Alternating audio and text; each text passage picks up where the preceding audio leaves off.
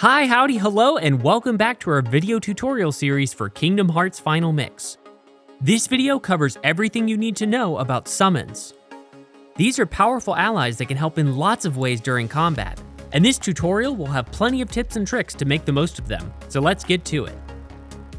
There are 6 character summons in all.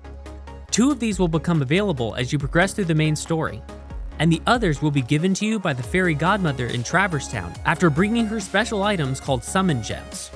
We'll cover how to acquire these gems as we go over each summon. Whenever you're in combat, you can call out one of these allies from the summons list in the command menu. Each summon costs a set amount of MP, and you cannot summon if either of your party members is currently knocked out. Summons also cannot be used while flying or swimming, while competing in the Olympus Coliseum tournaments, or whenever you have fewer than 2 other party members. Typically, whenever a summon is called, both of your other party members will leave the fight while the summon is active, and the summon's MP bar will appear in the top right corner. This bar will deplete over time and when you perform special actions with the summon. When this bar is fully depleted, the summon will leave the fight and cannot be summoned again within the same encounter. You can also deactivate a summon early by selecting Dismiss from the command menu. The game won't let you move to a different area while the summon is active, so you'll need to dismiss them first. The duration of a summon's MP bar is determined by Sora's max MP, so this can be extended by equipping a keychain and accessories that boost magic and summon power. You can also extend a summon's MP bar by equipping the cheer ability to each party member. Goofy learns cheer after you defeat Parasite Cage for the first time in Monstro, and Donald will learn it after defeating Maleficent in Hollow Bastion. Sora can learn cheer by talking to Owl outside of Pooh's house after achieving high scores in all 5 minigames in the 100 Acre Wood. Check out my 100 Acre Wood tutorial video if you need help with earning those high scores. The first summon you can acquire is Simba, and he actually has one of the most powerful attacks in the game. He'll join you as a summon after you receive the Earthshine item from Leon in Traverse Town's waterway and bring it to the fairy godmother. When you call him into combat, press and hold the command button to charge up his Proud Roar attack. Both Sora and Simba have to be on the ground in order to charge up, and you can't move around while it's charging. Each time you see Simba and the Keyblade pulse with light, that means the attack's power level has increased by 1. Releasing this charge after 1 or 2 levels will deal set damage to all enemies within range. Releasing the charge level at level 3 or 4 will deal more damage to enemies and leave them stunned for a while. If you charge up to the maximum of 5 levels, the attack will instantly defeat every lesser enemy in range. Keep in mind that you can only charge Proud Roar's attack level up to the end of Simba's charge gauge. If you want to increase this gauge to reach higher levels, equip a keychain and accessories that boost your MP stat. You'll need the stats shown here to have Simba perform a level 5 Proud Roar. Simba is kind of a glass cannon. A fully charged Proud Roar attack is really powerful, and can even take a huge chunk of HP from bosses. But if you're hit by an attack while charging, it'll be cancelled and you'll have to start charging up again. If you're in the middle of a group of enemies, it's nearly impossible to complete a Proud Roar charge of any level. You can cast tier 2 or 3 arrow magic to help prevent you from being interrupted. The wind barrier can sometimes stagger enemies before their attacks can reach you. You can also try releasing a level 3 Proud Roar first to daze all enemies, then charge up a level 5 roar to take them all out. For best results, try to position Sora away from enemies and summon Simba at the very first moment of opportunity, just as enemies start to spawn. Simba is a late bloomer when it comes to attack power, but don't give up on him. When used correctly, he can be a huge help in clearing out entire waves of enemies, especially during the later parts of the game. Genie will join your party as a summon after you complete the story episode in Agrabah, and he's capable of dealing lots of magic damage. With Genie summoned, press the lock-on button once to have him target enemies. Genie can place up to 10 targets, and he can target the same enemy more than once so that they're hit by multiple attacks. It usually takes about 3 seconds for all 10 targets to be placed. You'll see Genie's face appear on each of his targets as they lock on. When you're ready to strike, press the command button to use Showtime. Genie will attack each target with one of his magic abilities chosen at random. He can cast Thunder, Gravity, or Stop magic on targets, and he also has 3 types of magic bullets with different effects. Genie's showtime can be great for handling large groups of Heartless, and it can sometimes deal decent damage to bosses too. You can also move around and attack enemies while Genie is firing off his spells, allowing you to get in some extra damage. So if you want to deal magic damage to lots of enemies while staying on the move, you've never had a friend like Genie.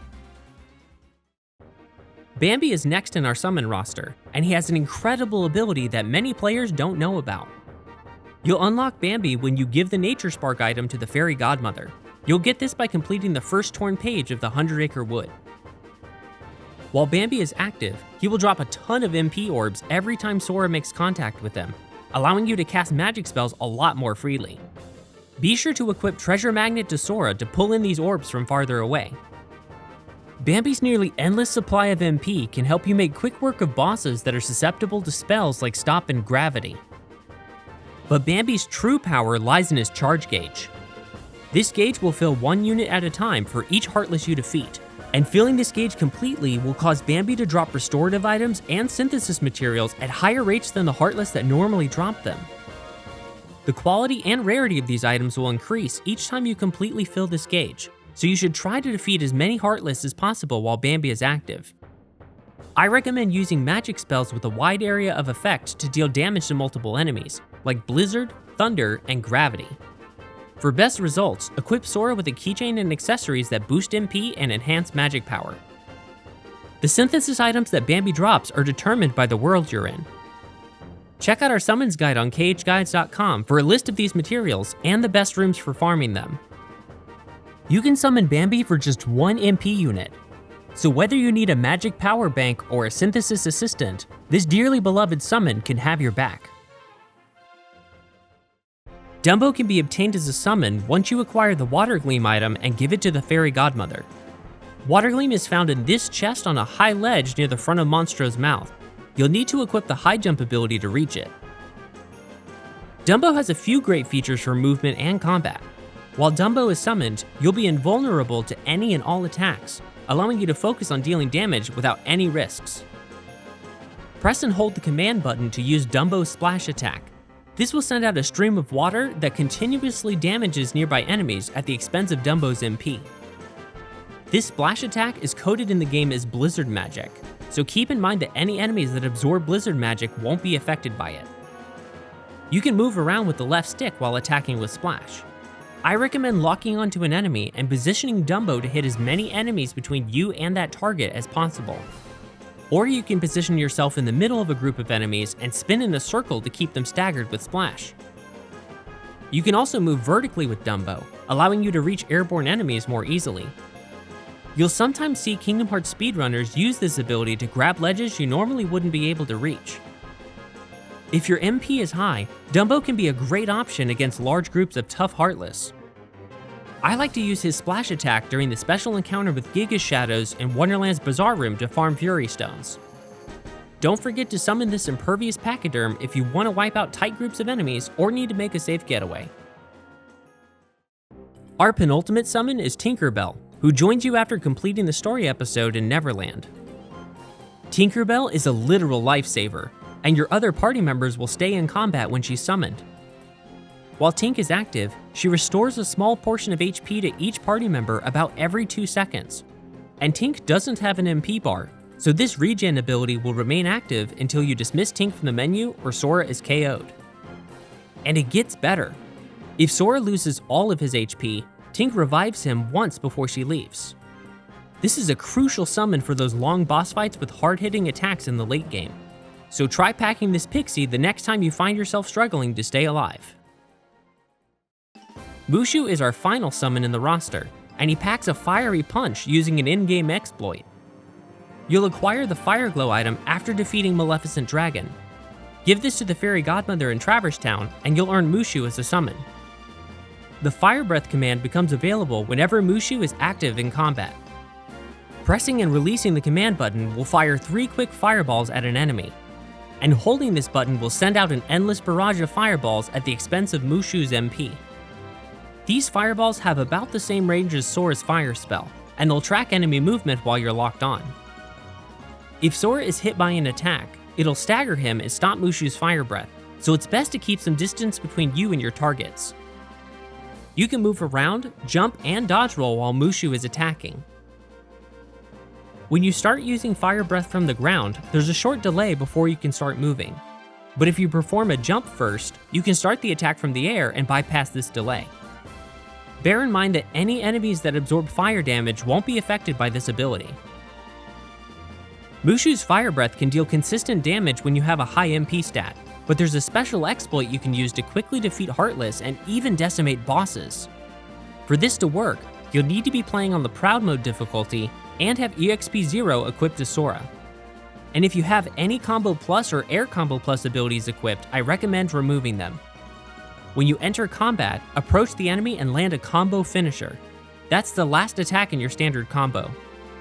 Then immediately summon Mushu and use his fire breath attack. If done correctly, you'll be dealing a combo finisher's worth of damage with every one of Mushu's fireballs. This is known as the damage storage exploit. At this point, just be sure not to attack with the Keyblade again, as this will cancel damage storage. You'll have to land another combo finisher in order to reactivate it. Give Mushu a try when you need to damage and stagger enemies from afar, or if you want to fast track a boss that's giving you trouble. Our true final summon is Bahamut. Okay, I am kidding about this one, but Bahamut was actually planned to be a summon in Kingdom Hearts during development and was removed before its release. Using code injection cheat devices on a PlayStation 2, you could actually see the Bahamut option in the summons menu, but selecting it crashes the game, as it doesn't include any additional code other than the list option. And that's all you need to know to become a Supreme Summoner in Kingdom Hearts Final Mix. Take some time to try out each summon, and I promise you'll find some of this game's tougher moments much easier, and maybe even more fun. If you found this video helpful, summon your finger to the like and subscribe button to see more videos like this one. If you really enjoy my work, join as a member on Patreon to receive community perks and early access to future videos. Big thanks to our guiding lights and shining beacons on Patreon for making this video possible. You can also find me live streaming on Twitch as I continue work on new tutorials and other projects. And as always, you can find the best guides and walkthroughs to the Kingdom Hearts series at KHGuides.com. Thanks for watching. We'll see you next time.